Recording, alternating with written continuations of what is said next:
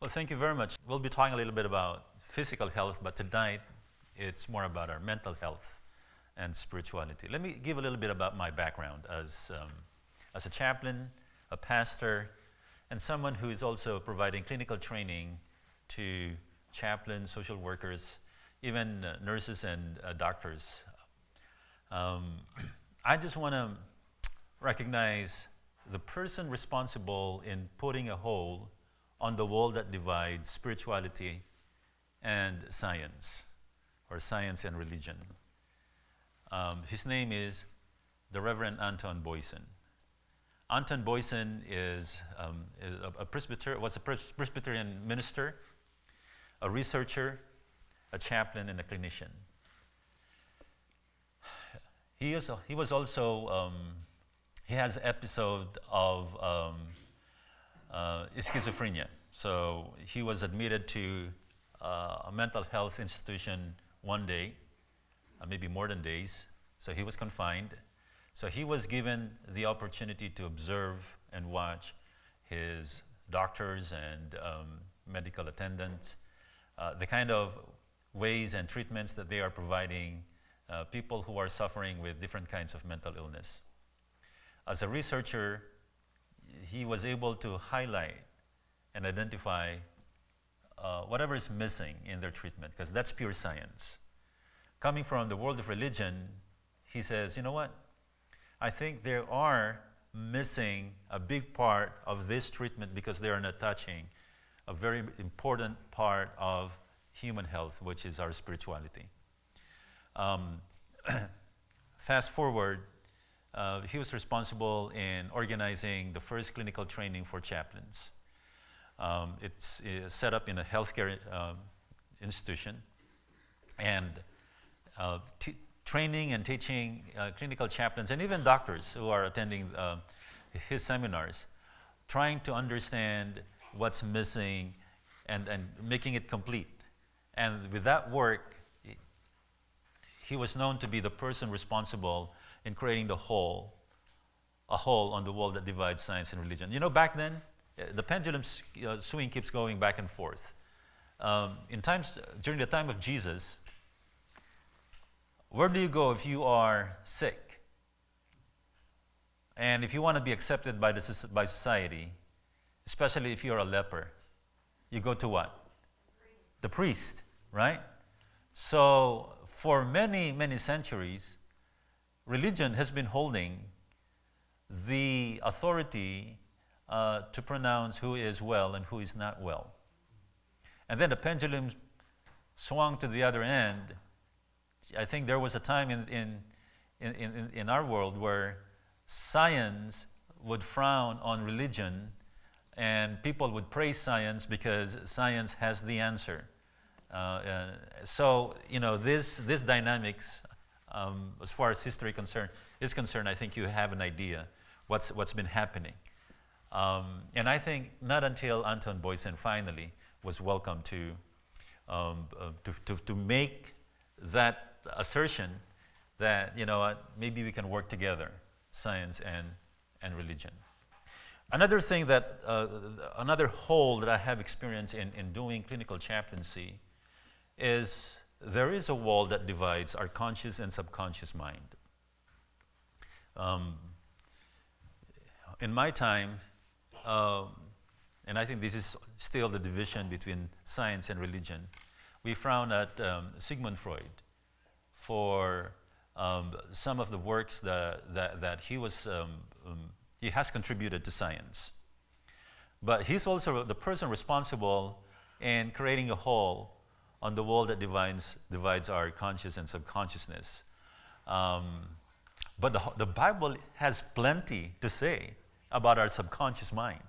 So this is not something new, except that maybe, you know, the dynamics, the swing that keeps on going between science and religion. So tonight, the topic that we'll be delving in is called mental health and spirituality. So we'll be dancing back and forth in these two fields. We'll try to get as much as we could, anything that could help us. And the main focus that I'd like to emphasize tonight is mental health is a very vast field, but I'd like to highlight something that might be useful for each one of us, and this is a seminar on resilience. Resilience, especially nowadays. You've seen during COVID, many people died, not necessarily because of the disease, but because of lack of resilience. Loneliness is a bummer. Many people died because, they were isolated. They were confined in loneliness.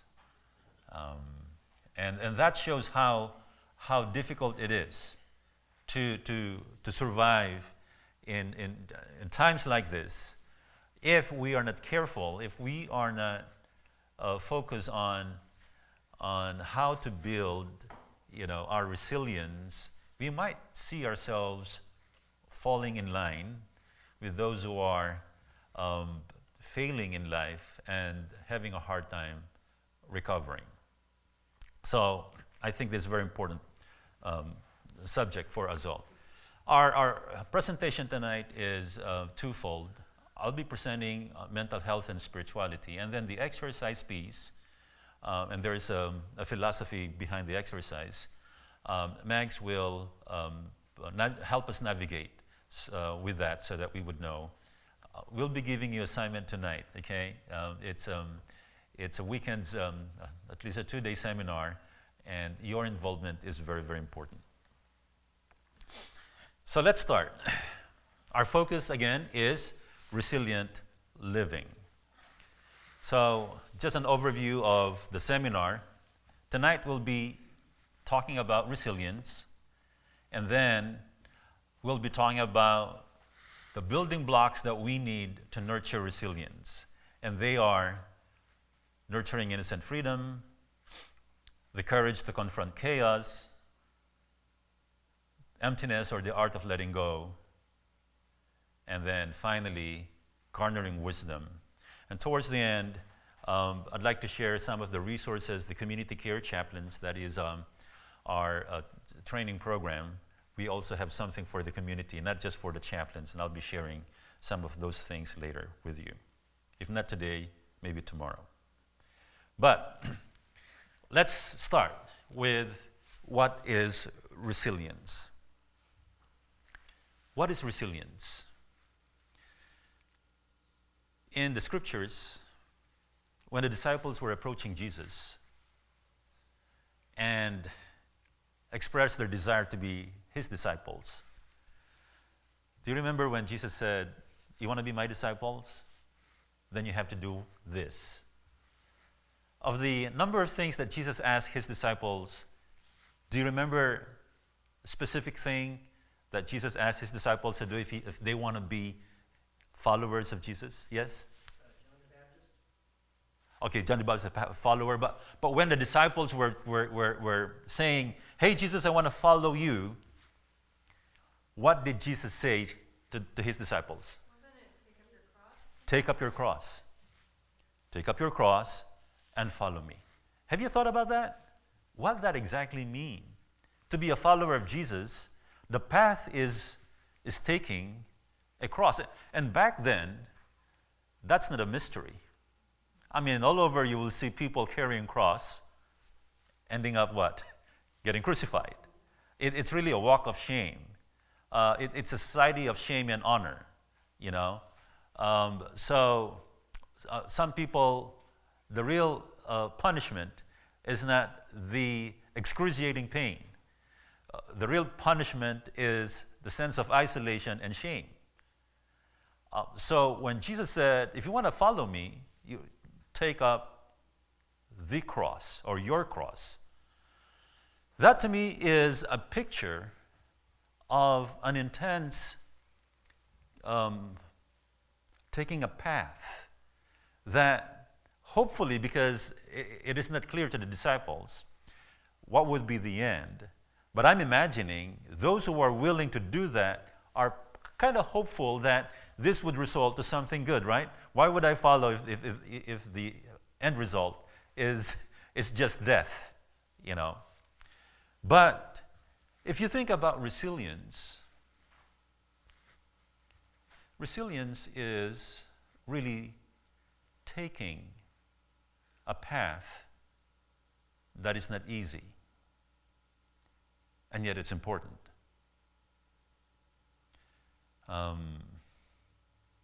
Resilience would fall along the same virtues as patience, tenacity, grit.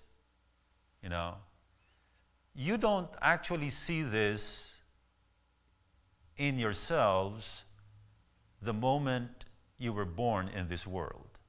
This is something that you have to gain as you face life's challenges. So, as disciples of Jesus, there is freedom in enjoying the presence of Jesus. But that's not the point. The point is character development. And that is not something that Jesus could just magically, with a, or with a wink of an eye or just a second, Jesus could say, Brother Dennis or Dennis, close your eyes, and the moment you open your eyes, you will be strong with grit, with patience, with tenacity. Ting! If God can just do that, we don't have to go to walk through the valley of the shadow of death, as the psalm would say. Because that is something that maybe Jesus, in his own mighty way, can offer or can give us that magical strength that we are hoping to have.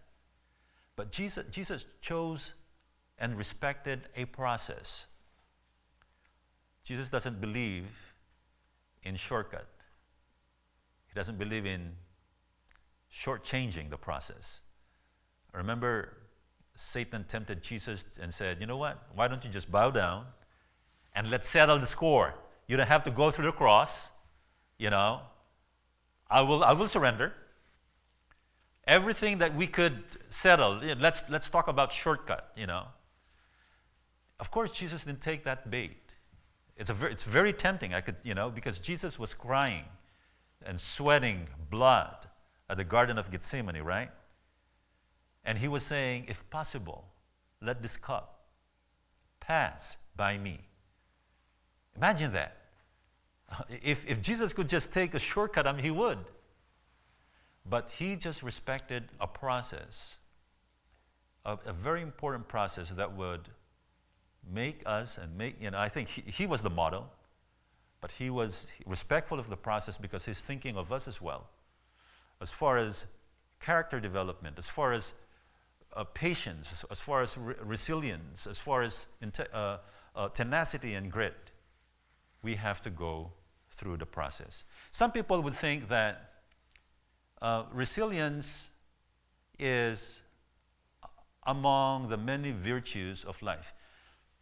As far as taking up the cross is concerned, it is the essence of life. You cannot take the cross without being resilient. And you can't be resilient, this is really a cycle. You can't be resilient without taking that path. So it is very important for us to be to understand and take this path that would lead us to resilience.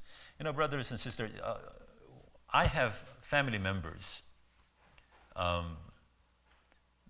brother-in-law passed away last year, and it's unfortunate to watch him get hooked and addicted to drugs, And some of us are asking, what? Why is the person addicted to drugs? That's the first question we sometimes would like to understand. But that's the wrong question. It is a wrong question to ask, why are people getting addicted to drugs? The right question is, what is the pain? That's the right question. Because people, it takes a lot of courage to take that path that is dark and filled with conflict and chaos and pain. You would rather choose something that would relieve you from taking that path, especially if that path was too dark growing up, you know? So please, if you have family members or if you are suffering with addiction, I don't want to present resilience here with a judgment and saying, because you're weak, therefore you're not resilient. No. If you're experiencing addiction in any form, I'm not only thinking of the drugs, you know. You could be addicted to work, to shopping, to pornography, to religion, you know. Anything that would make you feel safe and not take the path, your path. Sometimes your path, it is your path. And this path is not easy. It involves a lot of challenges and conflict. And it is very tempting to find ways on how to numb us or how to avoid those paths.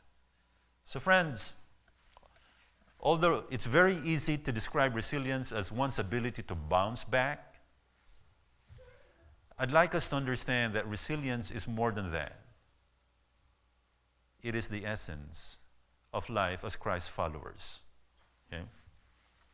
So, I want to show you the words that I'm not in sync with my slides here, but these are the words I was presenting to you a while ago, you know. These are virtues that you just can't get the moment you're born in this world. These are, you know, what you see here. These are qualities that you have to go through the process before you finally get to this. And we have a number of examples who went through the process, and you have some people in mind, and these are the few people that I admire, and they have to grow. I mean, they have to go through a process before finally getting this form of resilience. Let me take you to, again, I mentioned about the valley of the shadow of death, okay? Psalm 23. And I think I've shared this with you in some of my messages, but let me emphasize this once again.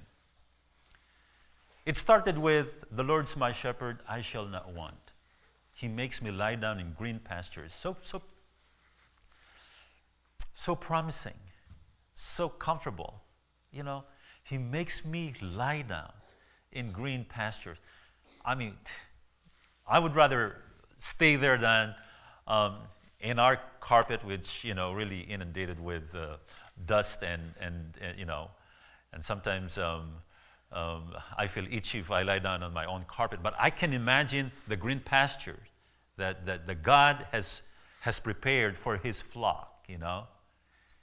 Now, if you continue reciting the beautiful Psalm 23rd, it has a lot of promises.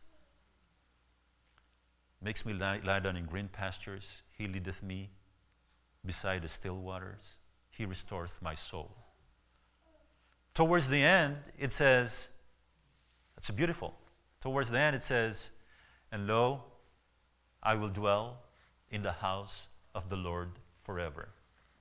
Just like the perfect destiny. If I have a choice, I would just jump from the green pasture right to the house of the Lord forever and forget about walking through the valley of the shadow of death. But even the psalmist understands that this is an essential part of Christian growth, walking through the valley of the shadow of death. Back then, the shepherd, when they were shepherding their flock, maybe a shepherd could just, you know what? Let me just keep my flock here in the green pastures. Why would I, you know, go through this valley full of danger? I might lose some of my flock. But it is an essential part of their journey, the flock. It's not just for the shepherd. Because the flock needs to learn how to survive as well. They have to develop their own survival skill sets. If you love your flock, you have to expose them and help them learn and develop certain skill sets. And this is what we're calling resilience. And the gift that God is giving in this process is not saving us from the valley, but walking with us through the valley. Okay? That's very important. So, it is very tempting to skip every single process that would say, hey, you know what? This is really challenging. You've seen the cyclist on my screen here on my computer. I was hoping to be in shape that much, okay? But I'm happy that I was able to ride in my late 40s and early 50s because I only started cycling maybe about 7 or 8 years ago. When I was in Arizona, there was a big mountain there. It's called Mount Lemmon. And I saw, it's really about 8,000 feet. And whenever we climb Mount Lemmon, I see cyclists. And they were climbing this mountain. Never occurred in my mind that I would be among those who would climb this steep mountain. I think Armstrong used to train in Mount Lemmon. So it's quite popular. A few years ago, I was able to conquer that mountain with my cycling folks with me. But it didn't happen overnight. It started with the first 2 miles every day, then 5 miles, and then 8 miles, and then 10, eventually 14. Then I'm doing, century rides. But it took a long time. It's not going to happen overnight. The strength and endurance that I eventually developed to conquer that mountain took a lot of exposure and training to dark valleys as far as cycling is concerned. So, brothers and sisters, God has a very lofty goals for us. But He's not just going to take us there and say, it's my gift for you, forget about the journey. The Israelites took 40 years. Maybe it's not about the journey from Egypt to Canaan. It is about the journey on how far their character could go as far as development is concerned. Right? So, just keep that in mind. I'm going to skip some of the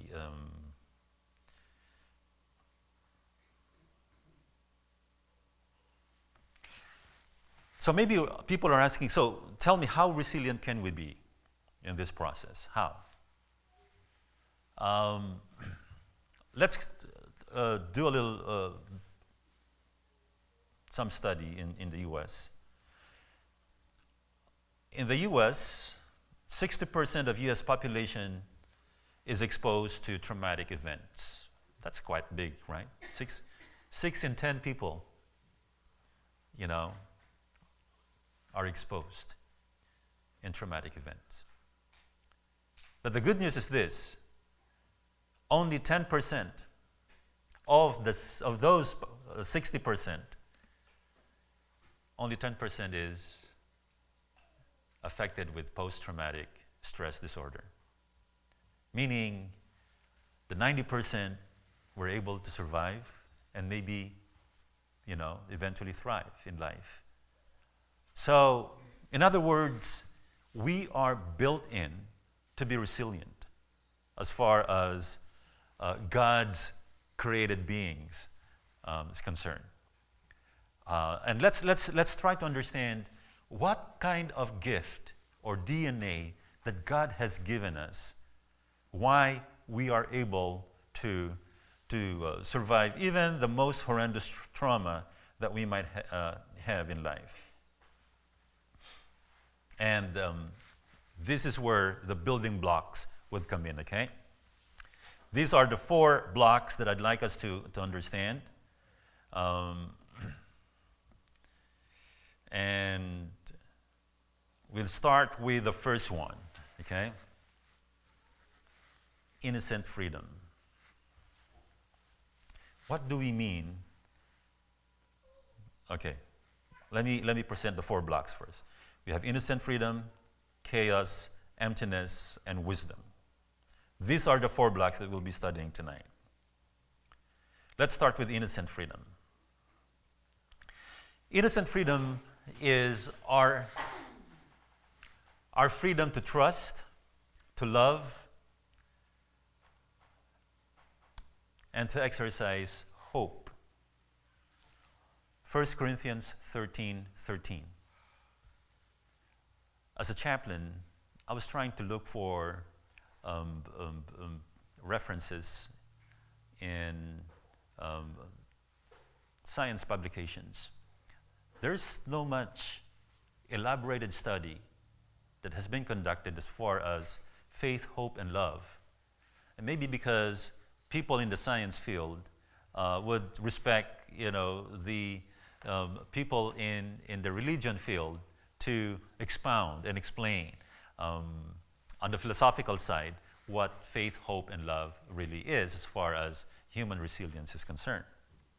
But there are wonderful exegesis and presentations and about faith, hope, and love. It has nothing to do with how science would understand it.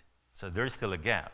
And I'm blessed to have this wonderful experience working with my chaplains who are training with me, and we have this wonderful metaphor in our chaplaincy, an image. Have you heard about wounded healer? The healer, the chaplains themselves are wounded. But their woundedness is not a hindrance, but rather a gift in the way they deliver pastoral care. Because my woundedness will help me understand and could relate and could empathize with those who are in crisis, especially, I have a resource to understand the lens that you're experiencing if you're suffering with loneliness, with anxiety, with depression, with pain. If that's something that I have experienced, yes, I'm wounded, but maybe that's something that we could share. The intersection of your experience and my experience is both our woundedness. Because of that, I had this opportunity to understand how they experience their love, trust, and hope. Both, do you know that trust can be wounded, right? Love can be wounded. Hope can be wounded. What does that mean, though? When it wasn't wounded, it's pure. And this is what we call the innocent freedom to love, the innocent freedom to trust, and the innocent freedom to hope. Have you seen a child giggling, loving, licking, embracing, hugging with all of their nakedness and vulnerability? Such freedom, right? A child who would just jump, and say, I know daddy, catch me. Then they would jump because of the trust. Imagine that, okay? And then the hope, the confidence that they matter, try playing with kids. They would say, I want to be an astronaut, okay? I'm an astronaut and you are an alien, or whatever. Their imagination is really beyond what adults sometimes could grasp, right? Because of their freedom to hope, their freedom to trust, and their freedom to love. This is God's DNA.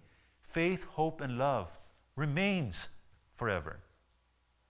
This is what God has given us when we were created in His image. We have this DNA. But again, this innocent freedom, this DNA, is not meant to just stay in the crib and to giggle as a baby and enjoy love. We are growing human beings, right?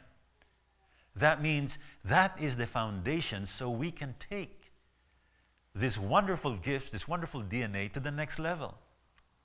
Imagine if I have the confidence that I can be anyone that I would like, to be. And if I can trust the goodness in me and the goodness in others. And if I can love, I don't have any fear of being rejected. Like that kind of component that a child would have. Imagine how far can I go growing up, right? But we're living in an imperfect world. One day, Dad would come home tired and maybe stressed from work.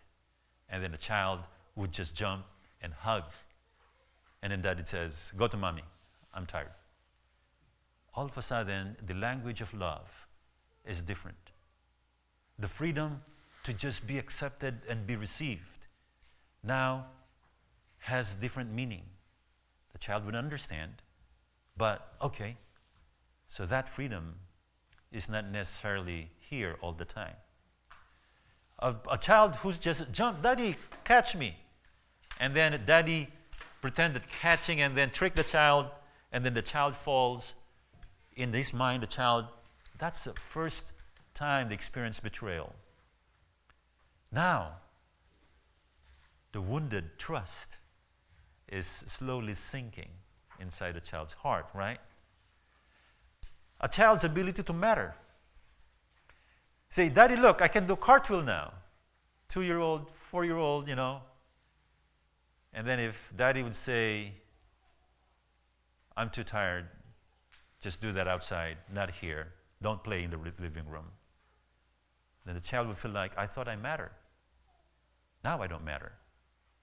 Now, it is an imperfect world, and God knows that in the imperfect world, things like this are going to happen, right? Now, here's the thing. That's the risk that God took. What are we going to do with this freedom to trust and freedom to love and freedom to hope if the world is imperfect? That's when resilience comes in. So, while we have that, and tomorrow I'm going to be discussing in details the dynamics of trust, hope, and love, but while we have that, let me just emphasize the reason why innocent freedom is the core of our resilience. Resilience is the imagination that you could have if your eyes can no longer see beyond. Can you trust that others would come to save you if you are alone in a forest? That's a characteristic of resilience. Without trust, you're doomed. Without hope, you're doomed. Without love, if you feel like nobody loves you anyway, you're doomed. It's not the forest that will kill you. It is the absence of relationship with others that would kill you. See, so that's why this is the foundation of resilience. Now, Jesus was hanging on the cross. And his cry was this: "Father, why hast thou forsaken me?" That's actually in Psalm 22nd. Was Jesus just reciting Psalm 22nd? Or Jesus was really feeling isolation and distance? Maybe. If you will take that dark path, maybe you experience that. But you know what? When Jesus was baptized, God the Father gave him this assurance: "You are my Son, in whom I love, and in whom I'm well pleased." Without that relationship, without that assurance,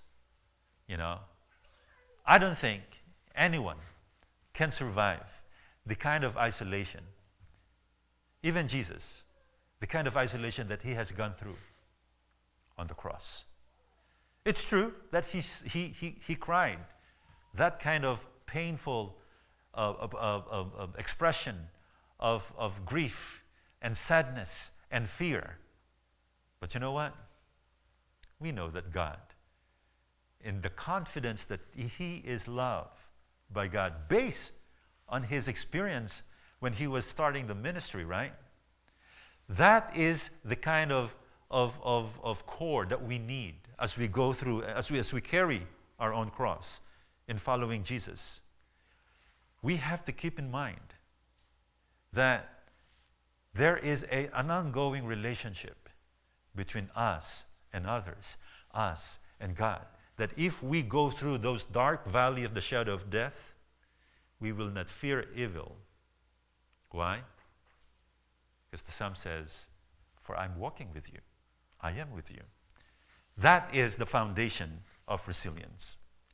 So, this would take us to the next level: chaos and conflict.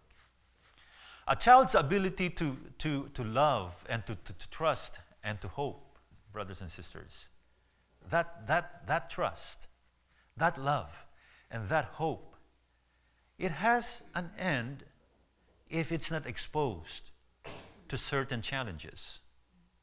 Have you seen people who are protected from tough times? They stayed like a child. In a village back, maybe in the Native American, I think we have some Native American here, they have plenty of stories of a specific rite of passage, right? When they send their young people to hunt by themselves. And it's a very treacherous and very dangerous kind of ritual, because you might not be able to survive. As a teenager, what are you going to do if you wrestle with a bear or a mountain lion or a snake? But they have to go through that wilderness and hunt for their own, bring their captive back so that they could be welcome as a grown-up man. Rite of passage. Why is that important?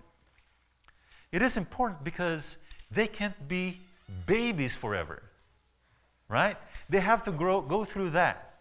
So even though babies are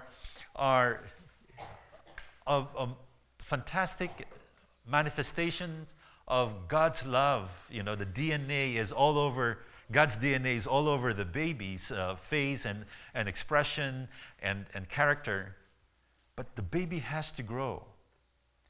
And the baby will eventually mature only if the baby has to go through their own dark valleys, chaos, and conflict.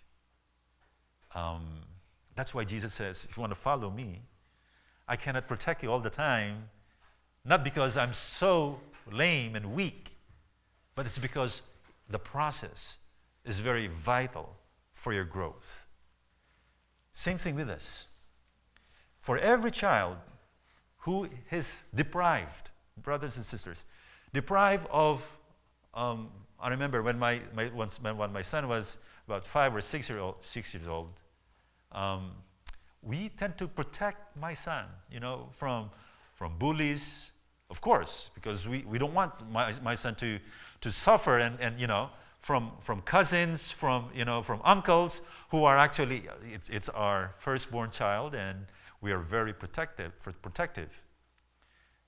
But my mentor told me one day, I'm doing more harm than good if I'm going to overprotect my child. Because again, a child has to understand and learn in this fragile, imperfect world. And sometimes we cannot, just like Christ, he took a gamble in exposing us in this very dangerous path. Some of us will just end up cursing God. Some of us will just end up stop believing in a God because of the pain and darkness that we might go through in life. Still, He didn't keep us from having that path. Why? Because it is important and it's essential for our growth, chaos, and conflict. I have a picture of a metamorphosis here. I think that's a very good example of why even a butterfly, if you would like to see a beautiful butterfly, don't stop appreciating the different kinds of colors that they have when they spread their wings. It's a painful process before they got there. So, again, why do I have to go through chaos? It is just an essential part of our growth if we would like to be resilient in life.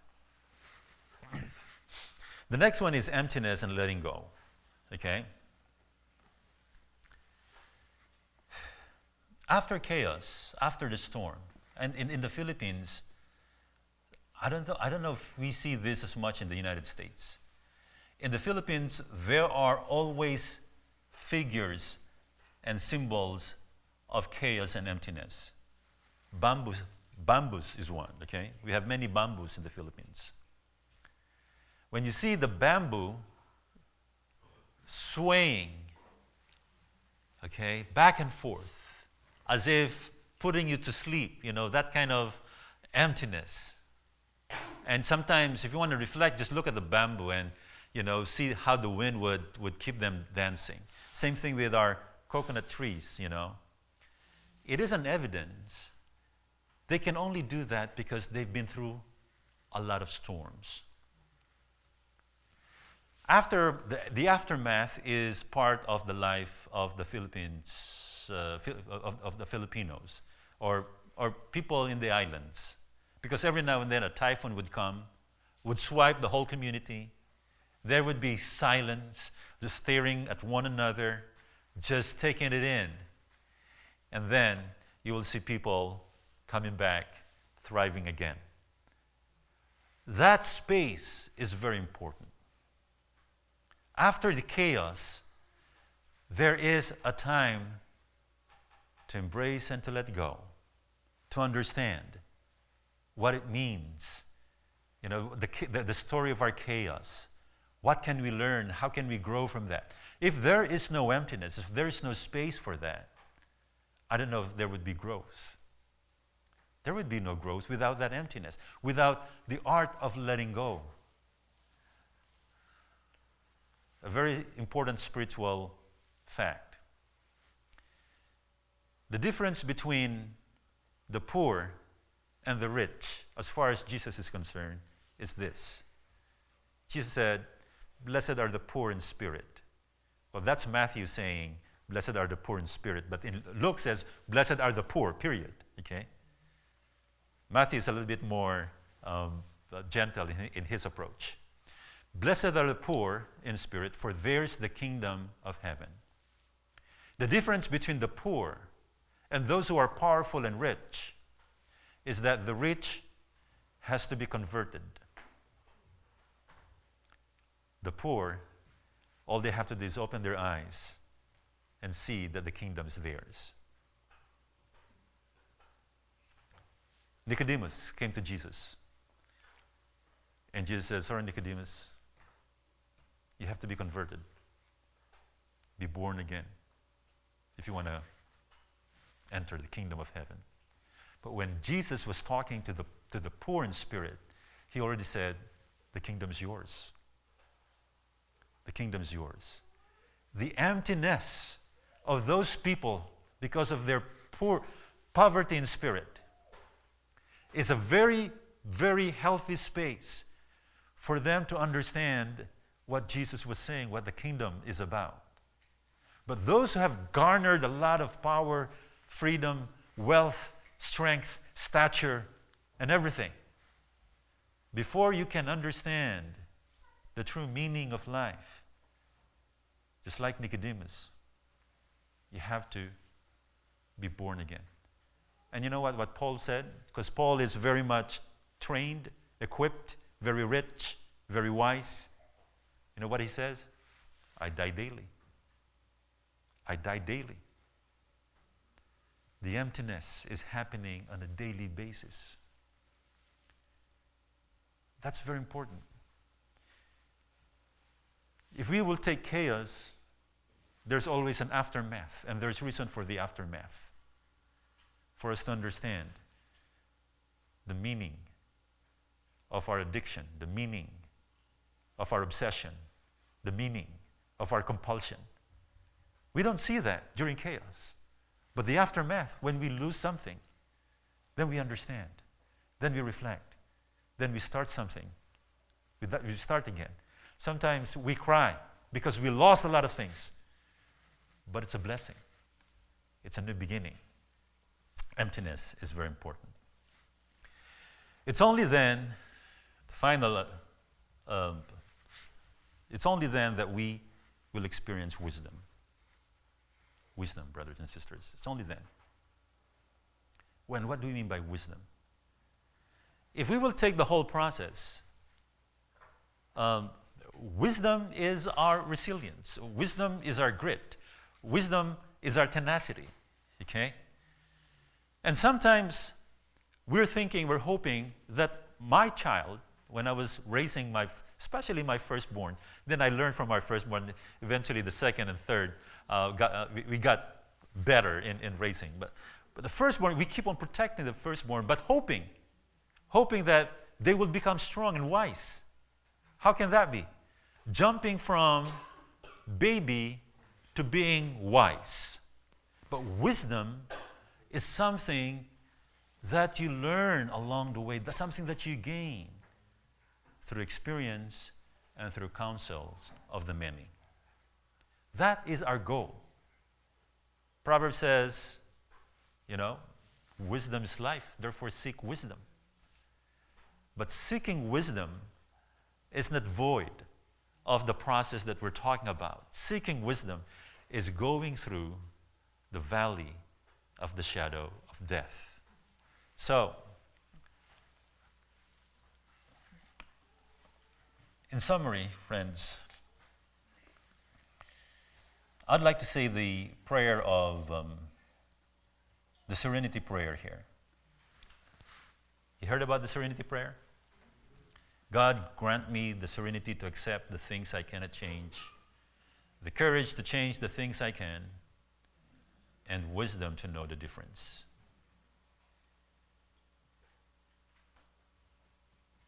The wisdom to know the difference.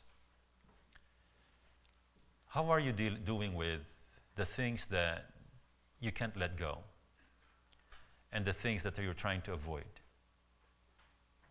You will never know the difference without chaos and emptiness. Embrace the process. Trust the process, friends. Trust the process. Then you'll get wisdom. I'm going to invite Mags here to present to us the assignment and the wisdom that, the philosophy behind the assignment. All right, so my part is to introduce to you what narrative practice is. Have you heard of what narrative practice is? No? Okay. All right. Today, before we came here, we were running a little bit late. I wanted to go to Goodwill and grab a vase. The reason why is because I want to break it. I want to throw it here and break it, because that would be a very good example of what we will be doing today. I saw this vase. If I break it here, right? If I throw it down here and it breaks, what would be your next course of action after cleaning it up? What would be the next course of action? Yes? Clean it up. That's number one, of course. And what are you going to do to replace it? Get another one, buy another one. What you're going to do with the one that broke? Throw it away. Oh, okay. That's very common, right? Very common. I would do that too. My mom doesn't like broken things or chipped things at home. She would get rid of them. But our exercise today is about repairing. And so I want to introduce to you the parallel between a Japanese art called kintsugi. Have you heard of kintsugi before? All right, so let me show you a picture of kintsugi.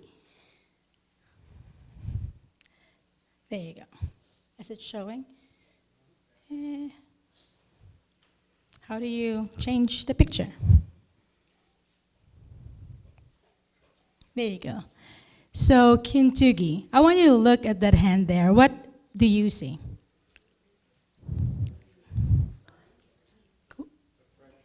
The fractured, the cracks, right? And what else do you observe? Something in the cracks. What is it? Blood? Maybe. Yes? Gold? Somebody said gold. Okay. All right. So the Japanese art of kintsugi is all about repairing pottery, right? So if a pottery is broken, they repair it with the lacquer. Lacquer is kind of like glue, right? But the lacquer that they use, they mix it with gold, with silver, with platinum, and they mend it using that. So much so that what you see is similar to that, right? Okay, so the Japanese art form beautifully captures the essence of what Geof was talking about, and that is resilience and transformation. It involves repairing broken pottery using lacquer mixed with powdered gold, silver, or platinum, and instead of concealing the cracks, it celebrates it, right? I love the word celebrate. Celebrates it. And it turns the imperfections into a source of beauty. Right? Isn't it beautiful? I like that art. The philosophy underlying that is that it recognizes the object's history. Right? So even if it's an old one and it breaks and you mend it, just like what you would do in kintsugi, it recognizes the history of that object, acknowledging that it becomes more valuable through repair. Does it make sense? I love it. I love that one. All right. So our narrative practice today is a parallel between kintsugi and the narrative practice. Okay, how? The cracks that you see are wounds, right? Do you agree that we've grown we've come to this age? Whatever your age is. Could you say that you did not experience any hurt at all? Who is perfect here? Did everybody experience any hurt, in your lifetime, right? Up to this point, I did. Yeah. And so those cracks are our stories, right? They are our stories. And the art of repairing it is not easy, but it starts from recognizing them. Do you agree? Would you agree that it starts from recognizing them? We don't hide them. That's why there's a word called vulnerability. We don't hide them, right? Instead, it encourages us to embrace it. So the word is embrace, okay? It encourages us to embrace it. By exploring our stories and understanding the impact of our wounds, right? We engage in a process similar to kintsugi. And the gold is the wisdom, the resilience, the learnings that we've gained through our experiences. And so, why is it important for us to face the wound? It is very important because first, it acknowledges the realness or the reality of our experiences, and it makes us true. It makes us authentic, right? You wouldn't show your cracks. You wouldn't show your stories if you're not going to be true, right? You want to hide it. So the fact that you are embracing it, you're highlighting it, you want to be true, you want to be authentic. Second, embracing one's is an act of self-compassion. Because who would love yourself first? Sometimes we love ourselves last, right? We hate ourselves. I hated myself for a long time, until God healed me, right? So self-compassion, acknowledging that our scars tell a story of two words, survival and growth. Isn't it beautiful? I love that. Thirdly, it allows for repair and redemption. Okay, like the repaired pottery, our narratives become a testament of resilience, where the ones contribute to the beauty of the whole. Okay, so narrative practice, in the narrative practice that we're going to do today, and I think now is the time to distribute them. The flyers, has it been distributed? Okay. All right, thank you so much, Sister. Narrative practice involves externalization, a practice that helps an individual preserve their personhood from their problems and illness. This is a very important part. Preserve their personhood from their problems and illness. It is appreciating their brokenness because of unawareness that their brokenness doesn't define you. So it's separate from your person. You are not your wound, okay?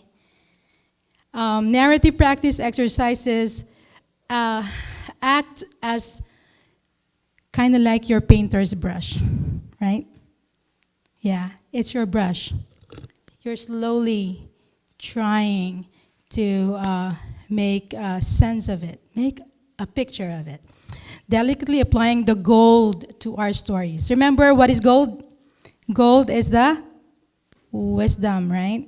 The wisdom that we earn or we gain from those experiences. So in this narrative, you would see that there are reflective prompts, and those are the lacquer mixed with gold that binds our experiences together.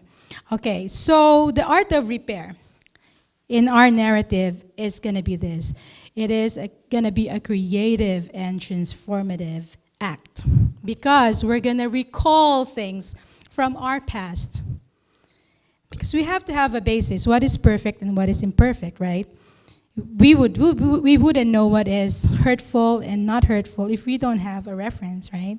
So that's why it is going to be a creative and transformative act. So tonight, tomorrow, and in the afternoon, in the morning and in the afternoon, we will have exercises like this. But this one that's given to you, you're going to take it home. And you're going to answer them, bring them back tomorrow, and in the afternoon, we're going to Geof is going to give you time to share them, okay? And then I'm almost done. And so what happens is the narrative practice slowly unfolds or exposes who you are and what you have become, right? And in that process, you experience becoming a new creature. Right? The Bible talks about being new creature, right? Creation. And it says here, brokenness becomes a source of strength, resilience, and unique beauty. And it sees our wounds not as flaws, but as an integral part of our story. Like, I'm looking at Darcy, I don't know why, all the time. Right? So Darcy is not Darcy without those flaws, but they are part of your story, right? Sister Marie, your flaws they are part of your story, right? So you are not complete without them. By facing and embracing them, we engage in the creative process of repair, redemption, and transformation. Again, I'm going to say it. Narrative practice will be your creative process of repair, redemption, and transformation, making you experience that you are a new creature with narratives enriched with wisdom in the cracks, okay? So, navigating, Geof talked about love, hope, and trust, okay? And that's what's going to unfold in the narratives that we're going to do. As we embark on the journey of narrative practice, we're going to explore profound impact of woundedness on three foundational aspects, which are the love, hope, and trust. Those are the three foundational aspects of human experiences. All right. So Geof talked about this. I'm just going to give the highlights here. Okay. So love, when it's wounded, it gives rise to insecurity and doubts about the purity of unconditional love. Does it make sense? Do you agree? Number two, hope, when it is wounded, it turns hope into fear. Do you agree? Linking your worth to meeting expectations. Yeah, so if you don't meet the expectation, then, it doesn't sit well on you, right? Trust. When trust is hurt, when trust is wounded. Trust, when it is compromised, skepticism overshadows faith. So those things, we would experience them from tonight and tomorrow in our narrative practices. So make sure that you read. I'm going to read the questions there real quick. Okay, but before that, like little children, okay? The freedom to love, and Geof talked about this a lot, the freedom to love, hope, and have faith can also be known as moments of innocent freedom, okay? The Bible says in Matthew 18:3, truly I tell you, unless you change and become like little children, you will never enter the kingdom of God. Okay, the innocent freedom is your manifestation of the divine DNA in our childhood. So when you start writing on this, okay, and there are blank pages, inside and in the back, please use them. It doesn't have to be like huge paragraphs. If you're more comfortable in bulleted format, that's okay too, as long as you are able to identify what are the things in your childhood that relates to this. Love and acceptance. In the front, I'm reading it. All right? Recall a moment when you felt truly loved and accepted. Describe the freedom you enjoyed in loving and being loved. Reflect on the cherished connections with your loved ones. All right?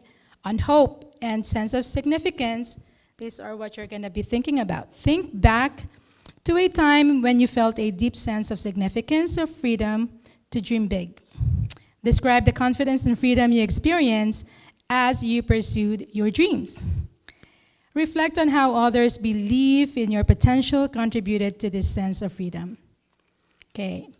On trust and unwavering security, you're going to explore these things. Explore moments when you had unwavering trust in yourself and others.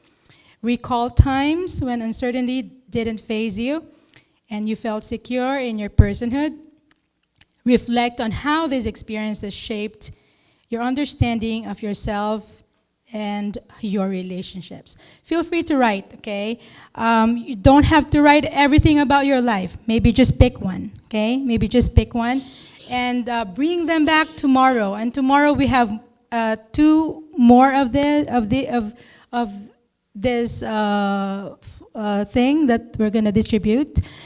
Because we're going to have more exercises tomorrow related to what Geof will be discussing. And please make sure that you bring a pen too, so you have something to write with. All right. So I hope you, if you get confused, then just think of Kintsugi.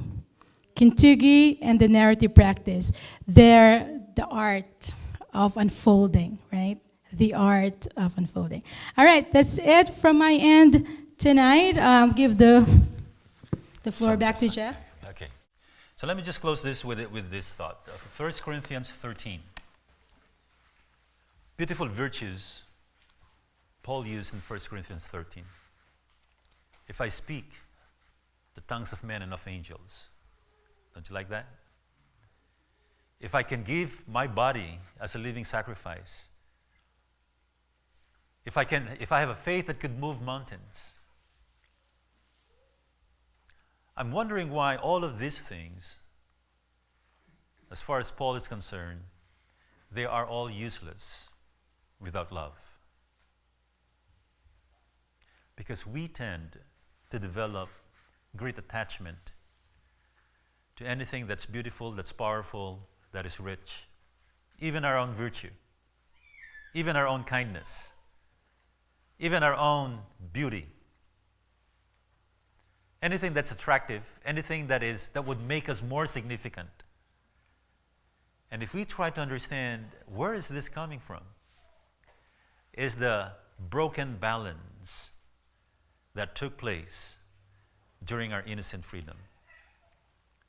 Imagine a child who's been deprived of love develop a language that says, I can only be loved if I do good in school, if I do good in sports, and then as they grow, if I earn good money, if I have good job, if I have beautiful house. See, that kind of attachment is birthed after a wounded love.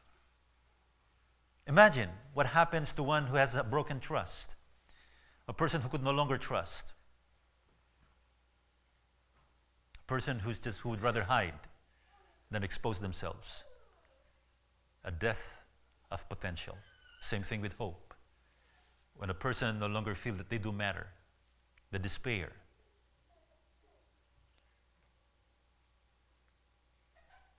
That is the reason why we need to go back to our innocent freedom. Preserve it, understand what happened. When you write your story, I want you to go back to your childhood.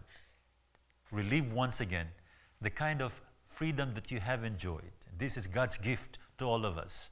No one has taught you how to love. No one has taught you how to trust.